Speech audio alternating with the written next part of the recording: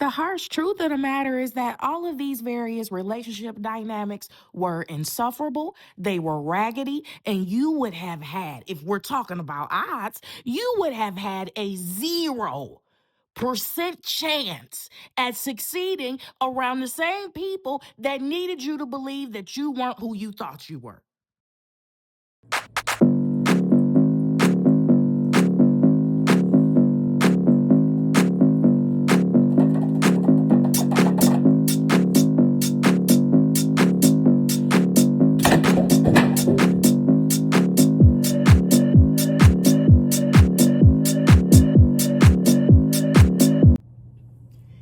Hello, collective. Thank you for tuning into the Spicy Intuitive. I have quite the loaded reading for you. If you are returning back to my channel, welcome back, baby. If you are new here, welcome to you, Bookie Bears. I hope that whenever this video finds you on the digital airwaves, that it finds you at just the right time. This is my third upload ever, and I am slowly finding my digital footing and my style and my form in this particular tarot space. So let's just go ahead and get right into it. First things first, I had the bright idea, because my decks are so new that I'm using for the channel and they're coming out 48 at a time. So I had this bright idea to preserve time and pre-pull the spread. In my mind, I was going to pre-pull the spread and then hit record and explain what was on my table. That was approximately 2 days ago. This has been, this spread has been on my table for the last 2 days, and now I can't do anything until I read it. It's literally, except this is not nasty food, but this is akin to you getting something nasty for dinner and your parents telling you that your ass can't get up until you eat this meal. And I mean, you know, it's not a nasty quest, but God told me I couldn't clear this damn table until I delivered this message. Anyway, all hopes of delivering a short message, yeah, I don't have any faith in that whatsoever, because the whole reason it's been sitting on my table for the last 2 days is because this shit literally turned into a college dissertation, right? Which is not, I didn't see that coming, but I'm not surprised. If you know anything about life paths, I'm a 33. So I'm a teacher to my heart. So when these cards came out, I formed one opinion. I formed an opinion early, and then the rest of the cards came out, and I'm like, what the hell am I really looking at? I can tell you one thing, this entire reading right here, this shit drove me to chew. Okay? It drove me to chew. So if your teeth is still good, go ahead and have some gummy bears. Okay? Because that's what I had to turn to, because it was such a fucking mess. Excuse my linguistic seasonings. Let me get these gummy bears up. Hold on. Yeah, because, you know, I'm just saying, you're going to need some sugar after this, baby, because this, I mean, you win after all. But leading up to that point, baby, I had to go through some raggedy ass narratives. And, yeah, let's just get into it. First things first, so you don't waste your time here, I have, because the Queen of Wands, this is a Queen of Wands reading. The center focus of this reading is going to be the Queen of Wands. She is out here twice. So I am going to give you a list of signs that you know that this reading is actually for you. And I am going to use my animated commercial voice because I'm probably going to cut this later and submit this for a voiceover audition for another project. Whatever. Forget you just heard that part. Okay, so let me see. Let me get to it. Signs that this reading is for you. Ready? If this reading is for you, you're probably a person exhibiting the dominant characteristics of the Queen of Wands. And considering that she appeared in this reading twice, I know exactly why everyone hates you. Research shows that individuals with Queen of Wands traits displays abnormally high levels of confidence, charisma, and self-direction, often without permission from the general public. Symptoms include strong boundaries, effortless magnetism, and an alarming ability to succeed, even at 40% capacity. Unfortunately, these qualities may trigger side effects in nearby insecure or control-dependent individuals. Common reactions include unsolicited competition, passive-aggressive commentary, attempted dominance display, and in severe cases, full-blown misogynistic meltdowns. If you notice people projecting their insecurities onto you, panicking at your progress, or forming small group clusters in the wild, this reading might be for you, but don't be alarmed. These are standard behavioral responses to your potential. That was good. That was like one take. That was one take. Dead ass. That is that's, if that sounds familiar, if you got several groups of people that want to see your demise simply because you exist in all of your glory. Queen of Wands, this reading is for you. First of all, let me pause it. I need to turn my heat down or I'm gonna melt. One moment, please. All right. Hell is on hold and I am back. Okay, let's take a closer look. No. That's not where I want to go first. First things first. This is important. The overall numeric energy of this reading is 22. 22 is known as the master builder number. It represents a vision turned into structure. It represents spiritual insight grounded in the real world results. It also represents the ability to build systems, legacy, and long-term stability. It is massive potential that requires emotional regulation to handle. Where the master number 11 is inspiration, 22 is execution. Where 2 is cooperation, 22 is divine construction. Okay? So it's the energy of someone who carries both intuition and infrastructure within them. Okay? It is someone who is capable of doing what others may say is impossible. Well, I think without even going any further, I'm already knowing why this heifer got enemies. But anyway, the strengths of the number 22, and this is important if you're a life path 22 too. This person is a visionary, but they're practical. They're able to imagine the big picture and create the blueprint to achieve it. They have high personal power. They carry natural leadership tendencies, and others either feel compelled to follow them or they feel intimidated.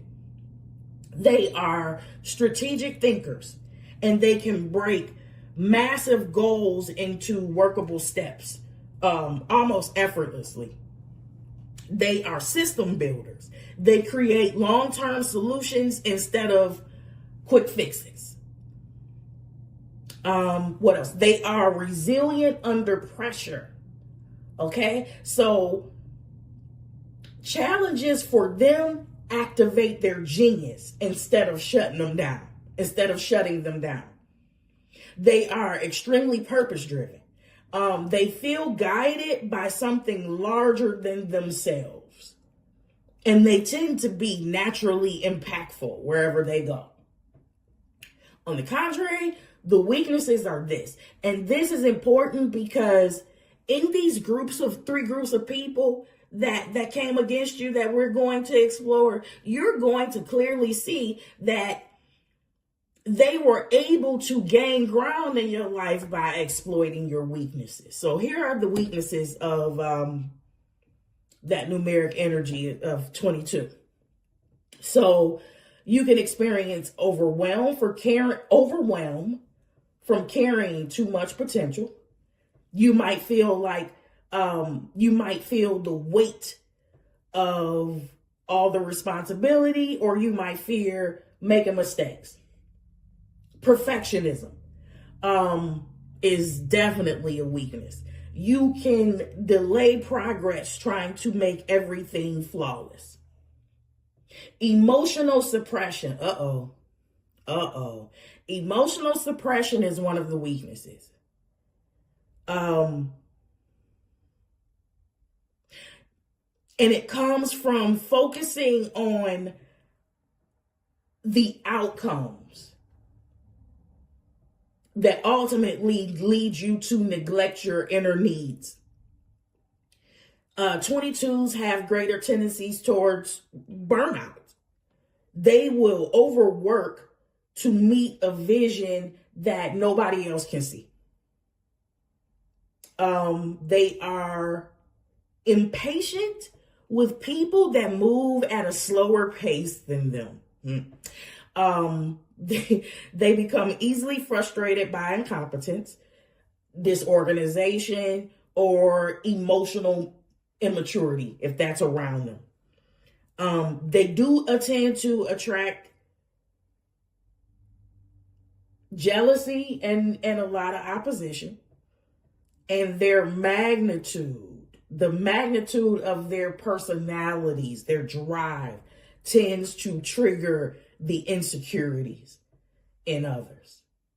Okay, so that is exactly what we're talking about. So in discussing the weaknesses of the numeric energy of 22,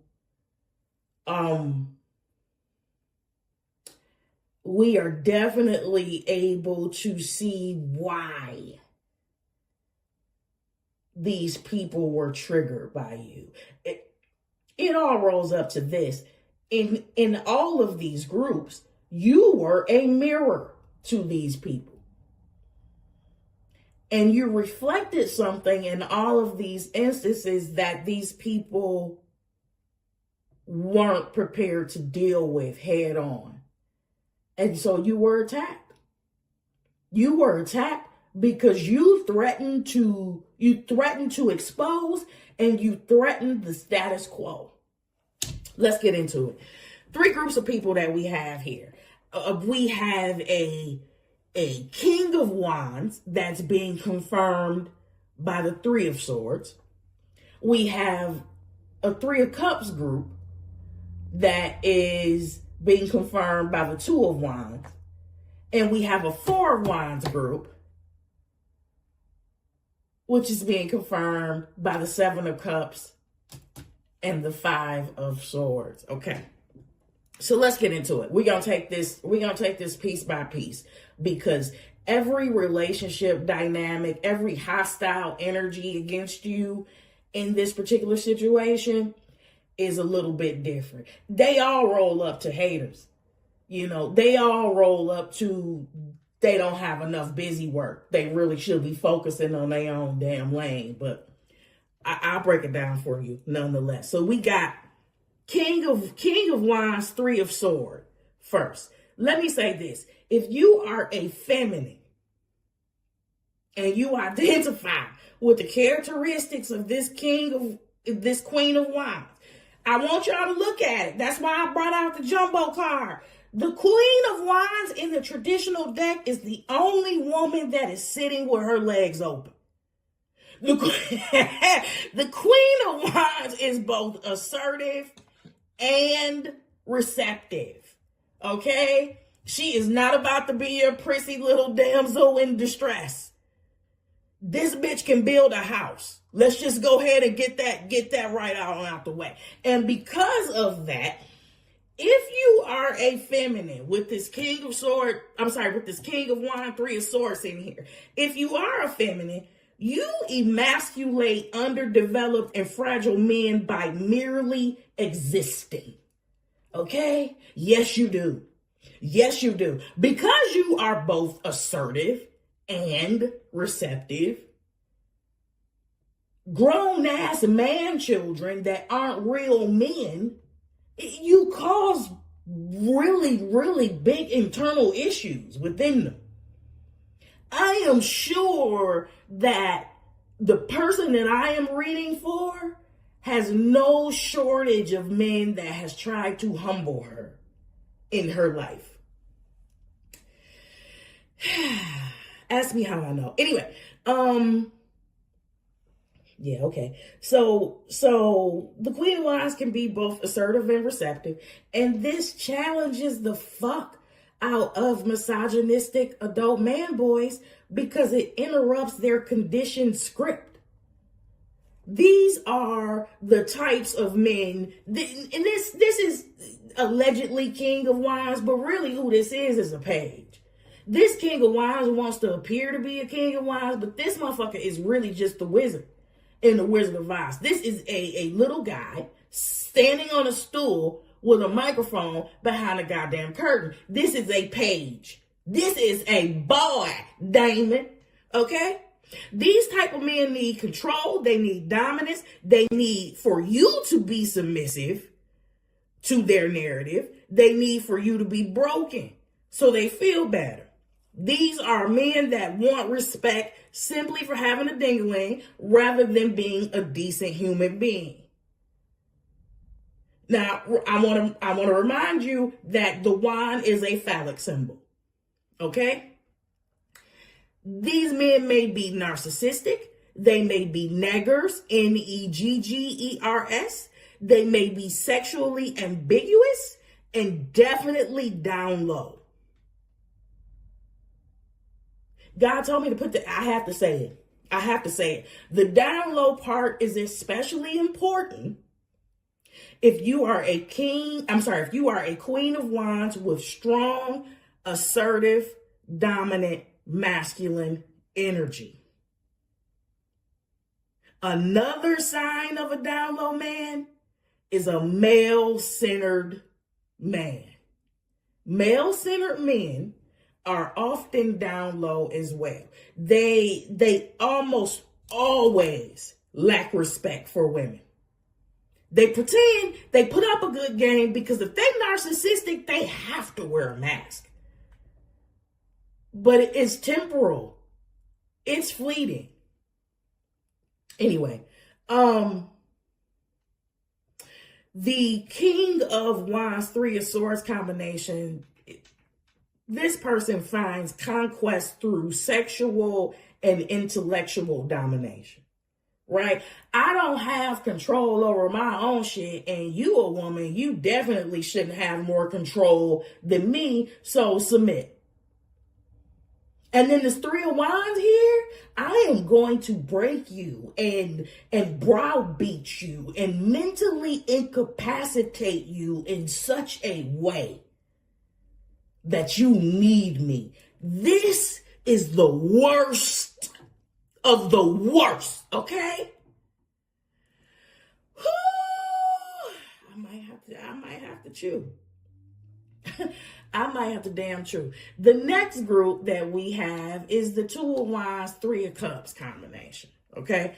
These are the people that pretended to love and care about you to an extent, but your overall potential, even when you were operating at a fraction of the capacity, was a damn problem.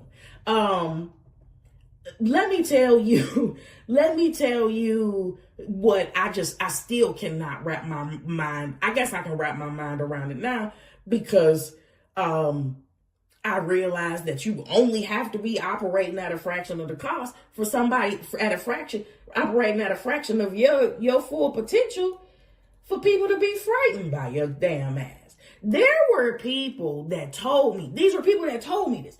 There were people that told me this. And I don't think that if these people understood how clear it was that they were a hater, that they would actually admit these things to me. But they did, nonetheless.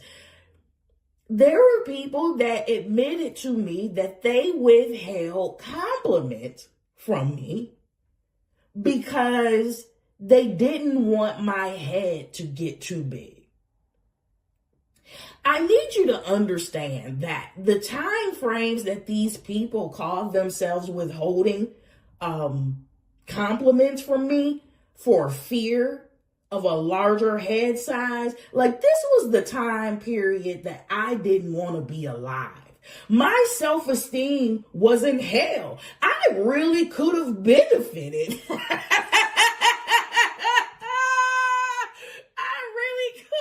Benefited from some of those kind words. But apparently, me operating at 38% capacity still triggers the boogeyman fright in some people. So anyway, there you go. Anyway, these people, this 3 of Cups, 2 of Wands combination, they smile in your face, they gossip behind your back, and they intentionally try to sabotage your plans. Okay? When I got clarification, when I asked the Lord why, I got 9 of Pentacles and King of Wands. They saw you as someone who could thrive without them, without their approval, without their validation, and that is unfathomable to a group like this. You weren't a damsel in distress, and this is unsettling as hell for codependent women who rely on the patriarchy to complete them. I don't care who I piss off. Okay? I can come tell you a bunch of stuff, but I'm never gonna come tell you a lie. These are people that thrive mostly on external validation and approval, and by putting on masks and by putting on the hits, and you brought your confident, self-assured, courageous ass to the scene wearing your real face, and honey, that just didn't work. That just didn't work. That didn't work for the girls. That didn't. Truly, and this is going back to what I said in the beginning, if everybody minded their own business and stayed in their lane, this wouldn't even be a read. But here we are. You were surrounded by jealous, rubbernecking people, threatened by the fact that you weren't operating from the same manual that they were handed. They resented your freedom, your refusal to negotiate your soul, your peace, your happiness, your autonomy. You embody everything they were told they needed permission to be. Ooh. And what I heard on this part is so foul. That's why I'm saying this shit then drove me to chewing. What type of raggedy ass people were you around? And when I'm asking you that, I need you to understand. Hear me good, baby. When I'm asking you that, I'm also asking me that. Okay? I don't have a collective. I am the collective. I'm a part of the same collective. This message is applying to me too. Okay? I just wasn't chewing for you. It was for me too. I heard this group say, this is the energy that I got. They were so threatened by your independence, by your potential of not needing the hierarchy.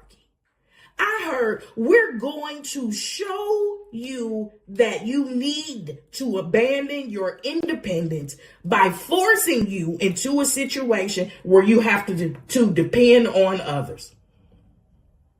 These are people that'll call and get you fired from your damn job. You hear me? Raggedy. You okay, baby? Puppy? Hello? Hey. Hold on. All right. I had to make sure my dog wasn't dying. All right. Yeah. So I heard that we're going to show you that you need to abandon your independence by forcing you into a situation where you have to depend on others, by forcing you in a situation where you need them. This is narcissistic too, because these are people that will create a problem and then show up as the solution. This is people that'll steal something from you and help your ass look for it. You know what I mean? Ooh, child. Anyway, it only motivated you to build a table of your own away from these people. So their greatest fear that they had about your ass has come upon them. And you know what, too? Because this is the energy that I got. This pissed me off. To want to see someone isolated, suffering, or broken just because their presence makes your raggedy ass feel inadequate. Yeah, I hope all the karma dogs dog walk your ass in broad daylight. You chose to wish and orchestrate terrible things into another person's life instead of putting that energy into improving your own. Man, listen, I do not know what size sandal God wears, but I hope and I pray that it's difficult as hell to dislodge his foot from your raggedy, insufferable ass. Okay? And I hope that the collective hears about it.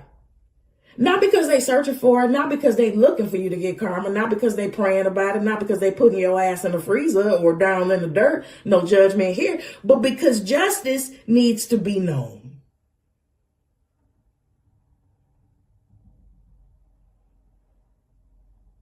You're building, we haven't even gotten to this yet, but the thing that you're building is birthing a 9 of Cups.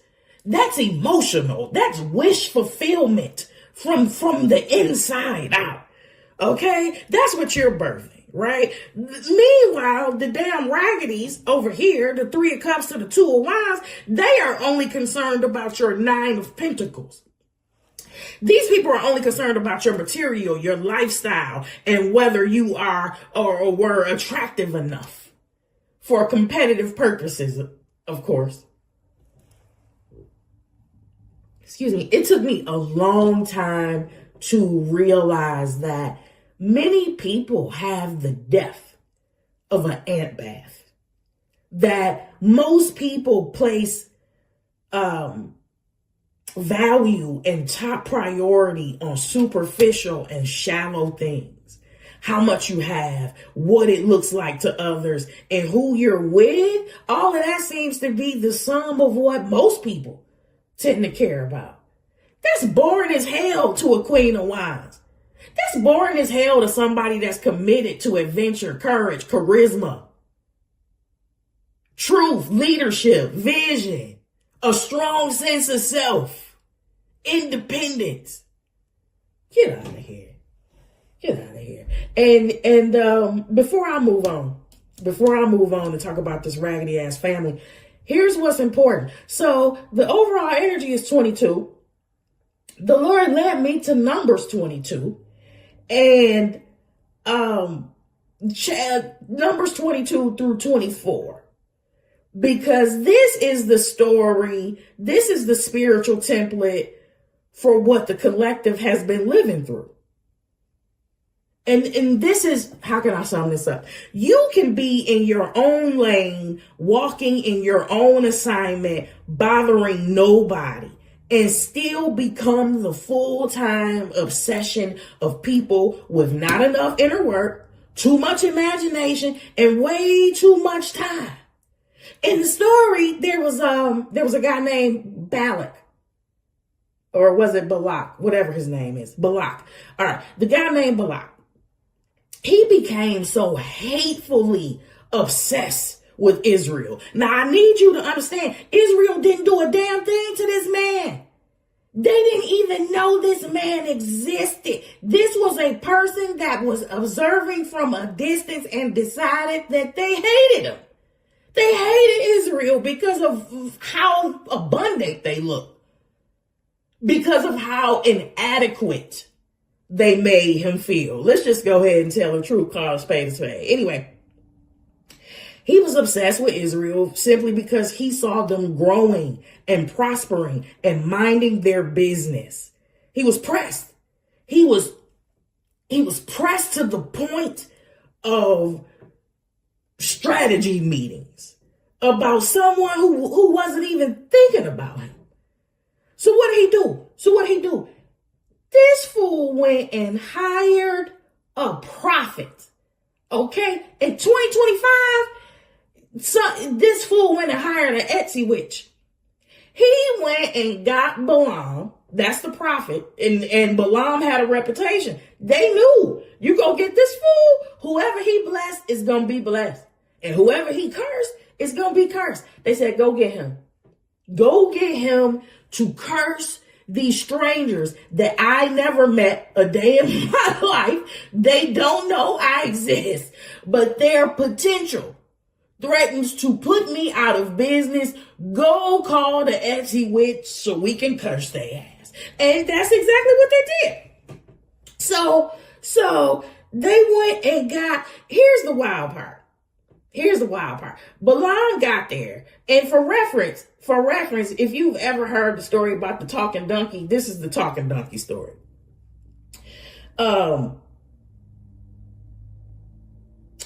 Balak made Balaam look at Israel from 3 different perspectives, right? He tried to get Balaam to curse Israel 3 different times. The first time he had him look from a perspective, Balaam was like, damn, I want to be these people. I want to be blessed like these people. Ain't no way I can curse these. Who are these people? And Balak was like, look, okay, let me take you over here. You gonna have to let you see them from a different perspective, because you ain't seen them like I seen them. And then if you see them this way, you will definitely curse them for sure. That's just how obsessed he was, right? That's how desperate, insecure people become when they see someone thriving in peace.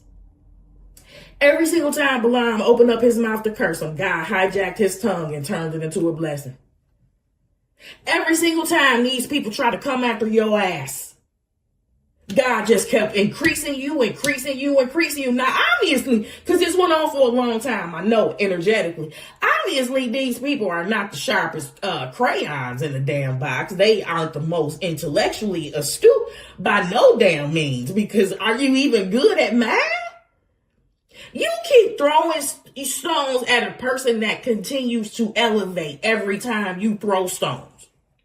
Nothing but your foolish ass pride and ego is causing you to continue in this dead end ass fight. If you're mad at anybody, be mad. Be mad at yourself. That's for any op that's watching. Anyway, so the story goes, Balaam had to go back and tell Balak. He's like, listen, no curse is going to prevail against Jacob. No divination, no witchcraft, none of that bullshit is going to work against Israel. What God has blessed, you can't sabotage. What God has chosen, you can't undo. Your enemies can try every angle, every perspective, every tactic, every plot. But if heaven has stamped protected on your ass, their weapons, it won't prosper. It can't function. And so, after all the scheming failed, still talking about the Bible story, after all of the scheming failed, and after every attempted curse backfired, after all of that energy was wasted, God prophesied how Israel, who were formerly oppressed, God prophesied how Israel would emerge. They would rise like a lion. They would devour like a raging bull. The oppressed didn't just survive this bullshit. They came out that mess like a rampaging bull. Powerful, unstoppable, and terrifying to the very people who tried to bring their ass down. This is exactly what happened to this Queen of Wands. She was minding her business. They studied this child like a damn research project. They looked at her from every angle, hoping to find a weakness they could weaponize. They attempted to do curses, sabotage, smear campaigns, projections, manipulation, competition, and none of that shit worked. Every curse they spoke was fuel for her rise. Every angle that they assessed failed. Why? Because what they didn't realize is that the Queen of Wands was Israel in that story. She was already blessed. You were already chosen. You were already protected. And they were already insecure, obsessive, and wasting divine time trying to take down someone God had already crowned. Just like Israel. You coming out this season like a raging bull. You are uncontainable, you are undeniable, and you are unstoppable. Period. And so that's phase one. You made it out of all of this bullshit, and we still haven't even gotten to the third group of people yet. We will. But I need you to understand something about the phase two of this, right? Because phase one is, I need to convince you that you are not who you think you are before you become who you think you are, right? And so once that phase is over, once you slip through that, what comes next is distraction. Because when they realize they can't curse you and they can't stop your blessings, they shift strategies. They stop attacking you spiritually and they start distracting you strategically. This happened over in Nehemiah 6. And I'm going to tell y'all this. It's been years. I am so far removed from being an avid Bible reader. But when I need to recall these scriptures, when it's relative, baby, it's in there. It ain't going nowhere. Anyway, this is the distraction thing. I'm referencing Nehemiah 6. Nehemiah was building a wall. He was on his God assignment. Building a wall assigned by God. It was a divine project. It was a timeline with a purpose. And it was something that heaven sanctioned.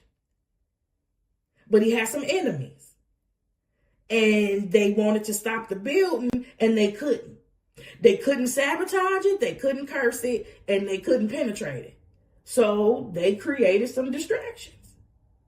They created fake meetings, fake messages, manufactured emergencies, attempts to lure Nehemiah off the wall, attempts to provoke fear, attempts to create confusion.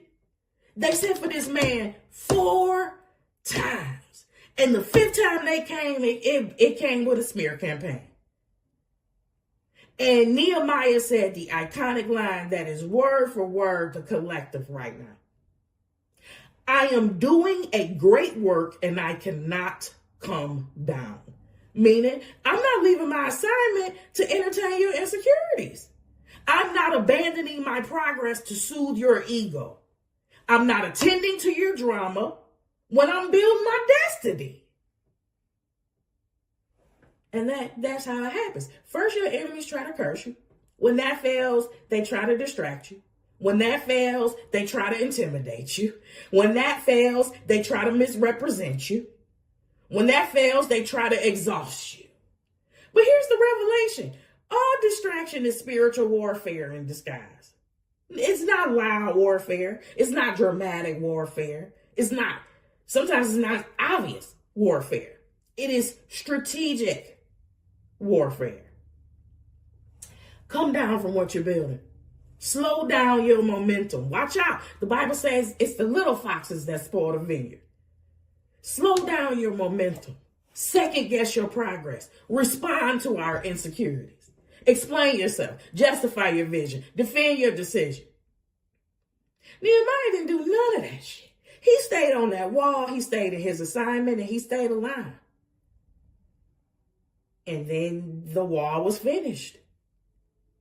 He finished what God told him to do because he refused to give energy to people who contributed nothing to the construction. And this is exactly where you are right now. You survived the curses, you survived the sabotage, you survived the angles, you survived the hostile collective energy. And now your opponents have switched to Nehemiah tactics, distractions, urgencies, emotional pulls, old cycles resurfacing. Don't answer that damn WYD. Don't do it. Don't do it, Miss Celia. It ain't worth it. Listen, people want one more conversation. Requests that pull you off your building. Nonsense disguised as reconciliation. Today, the collective is being instructed that they are doing a great work and they are not coming down. You are too close. You are too aligned. You are too anointed, too elevated, too protected, and these people know it. This is not the time to descend from your wall. This is the time to finish your wall. Okay? Going on. Let me see what that says. That's 41 minutes. That's 41 minutes, and I didn't do a single cold reading. That's crazy. I knew it. I knew it was still going to be long. Anyway, so you have 7 of Cups that's clarified by this 4 of Wands. Okay? And this was the combination that had me scratching my head, because what in the entire hell is this? First of all, in the Pope Tarot deck, the 4 of Wands is crowded as hell. It's a lot of people in this card. So this is family energy. This is loud and it's direct. And it's coming through in a completely separate section of the reading. On one hand, I am getting mental obscurity. Is that even a clinical term? Because I'm getting like distorted thinking, warped perception, full-blown illusion and confusion energy. Listen, I am not a mental health professional, not a counselor, not diagnosing anything, but the energy on this table right now, baby, this is giving mental illness. And it's giving it in two separate veins and two separate flavors. The first scenario is this is genetic. Somebody or multiple somebodies in this family should have been clinically diagnosed a long ass time ago. We're past due. This feels hereditary. This feels untreated. It feels like the entire family just decided to live in the symptoms. On the other hand, this 7 of Cups, 4 of Wands feels like the crab in the barrel psychology. This is giving, if I can't be shit, you can't be shit either. Did you see 5 heartbeats? You ain't gonna be shit because I ain't shit. Is that. This is the type of family dynamic where they will continuously gaslight you. They will tell you that you're not who you think you are. They insist that you're just like them. Ooh. They refuse to allow the concept that you could surpass what the family has collectively achieved. Lord have mercy. You are not allowed to be special. You are not allowed to evolve. You are not allowed to rise above the family's limitations. And when I asked for clarification for this, I got the raggedy ass 5 of Swords. Child.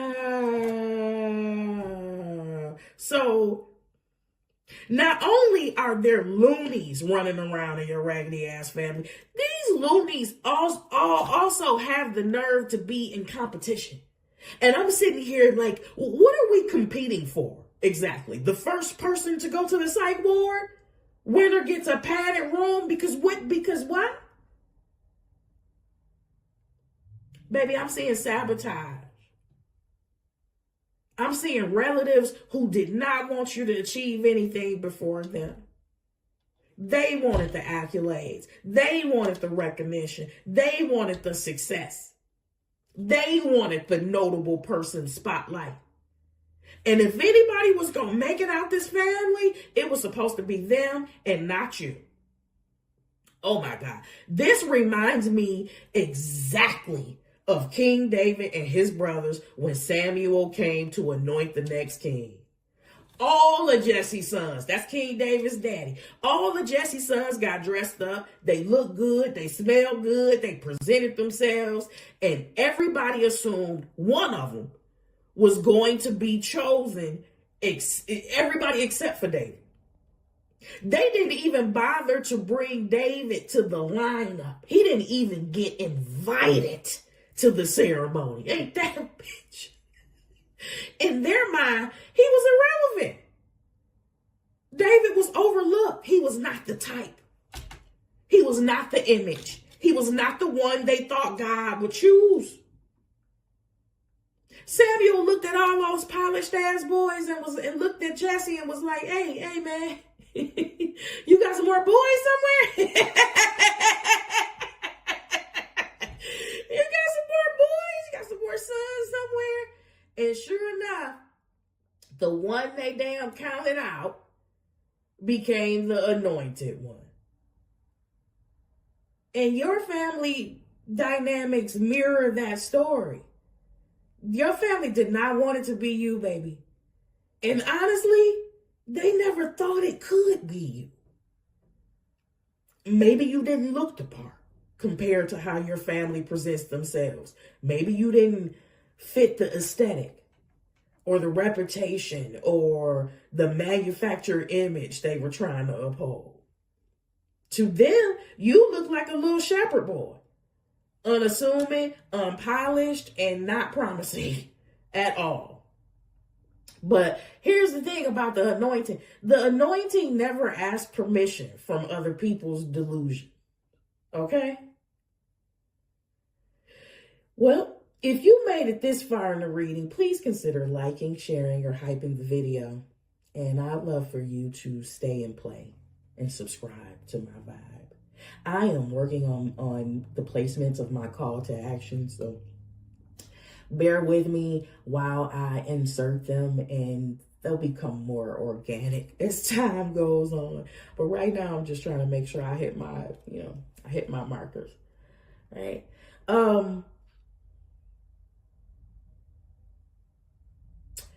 What I want to acknowledge, though, I definitely want to acknowledge the impact that hostile collective energy can have on someone's psyche.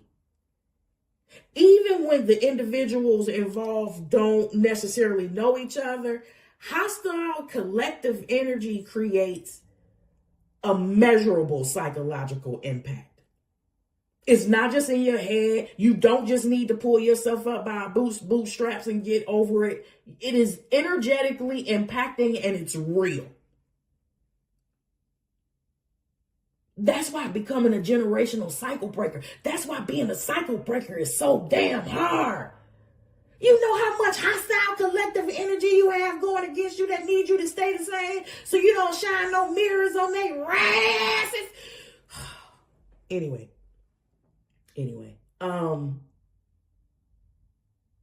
I'm here to validate for many people that all the crazy shit you experience mentally and energetically, and for some physically, being surrounded by a brood of bottom feeders, all of that was real. This wasn't just a spiritual attack. It mirrors what clinical psychology recognizes as distributed gaslighting. It's when multiple people, independently or unknowingly, send you messages that undermine your reality, your worth, and your identity. Your brain experiences it as coordinated gaslighting, even if there's no coordinated effort. It erodes your clarity, it erodes your self-trust, it erodes your emotional footing. And because the nervous system doesn't care whether these people know each other, it only registers as repeated invalidation from multiple sources. There is social threat activation. That's real. The brain is wired for safety in communities. So when several people or even strangers respond to you with hostility, envy, or subtle aggression, your body interprets that as being outnumbered by the threat. So this can create hypervigilance, overthinking, emotional exhaustion, a persistent sense of being on guard. And if nothing physically is happening, I'm sorry, and that's even if nothing is physically happening. You can experience identity disruption. It's when multiple people project negativity, comparison, or sabotage onto you, and it can temporarily distort your sense of who you are. This is called narrative disruption, identity destabilization. Spiritually, we say attacking the assignment or targeting the anointing. It's the same concept, but different vocabulary. You're going to have learned self-doubt in these environments. Repeated exposure to external hostility, especially from family, peers, or social circles, can create a subtle form of learned helplessness or learned self-doubt. And it's not because you're weak, but it's because the brain assumes if enough people resist me, maybe I should shrink. Except this hostility was never about your weaknesses. This hostility was about your potential. I need you to understand that. Hostile collective energy is not a sign that you're wrong. It's a sign that you're evolving beyond the emotional altitude of the people reacting to you. I will say that again. Hostile energy is not a sign that you are wrong. It's a sign that you're evolving beyond the emotional altitude of the people reacting to you. Your nervous system only felt overwhelmed because it was outnumbered, not because it was outmatched. Big difference. Big difference. So, what is becoming painfully clear, one moment,